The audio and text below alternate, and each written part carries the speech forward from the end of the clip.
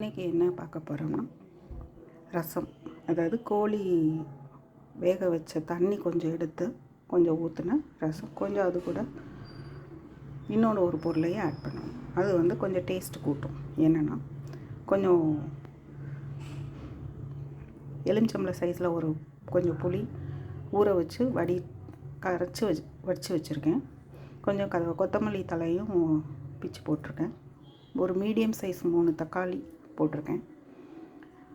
அரைக்கிறதுக்கு மிளகு, சீரகம், பச்சை மிளகாய், பூண்டு, கொஞ்சம் மல்லித்தலை அதையும் போட்டிருக்கேன். கொஞ்சம் கருவேப்பிலையும் அரைக்கிறதுக்கும் தாளிக்கிறதுக்கும் எடுத்து வச்சுருக்கேன்.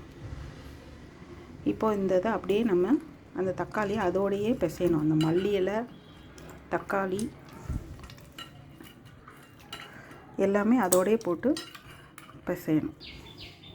இப்போ ரசத்தை நல்லா அதோட கரைச்சி அந்த தக்காளி, மல்லி இலை எல்லாமே அதில் மிக்ஸ் ஆகிற மாதிரி நல்லா கரைச்சிருங்க.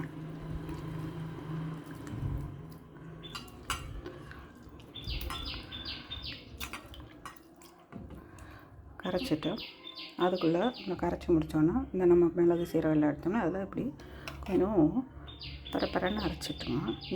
இதோட மிக்ஸ் பண்ணிடுங்க. கொஞ்சம் மஞ்சத்தூள், கொஞ்சம் பெருங்காயம், ரொம்ப போட்டுறாதீங்க, ஒரு 1/4 டீஸ்பூனுக்கு. தேவைக்கு தகுந்த மாதிரி உப்பு கொஞ்சம் நான் கம்மியாக தான் போடுவேன், உங்களுக்கு தகுந்த மாதிரி போட்டுக்கோ. மிக்ஸ் பண்ணிடலாம். இப்போ வடைச்சட்டியில் கொஞ்சம் தாளிசத்து பண்ணிக்கலாம். கொஞ்சமாக எண்ணெய் ஊற்றிக்கோங்க. அதில் கொஞ்சம் கடுகு போட்டுக்கோங்க. கொஞ்சம் வெந்தயம் விட்டு ஆஃப் பண்ணிவிட்டு கருவேப்பிலை போட்டு அதை அப்படியே எடுத்து இதில் ஊற்றிடலாம்.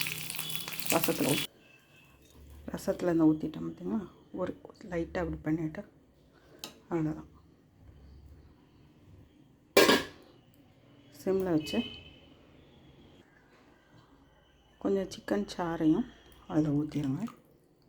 கொஞ்சம் எடுத்து வச்சுருந்த சிக்கன் சாறை ஊற்றிடுங்க.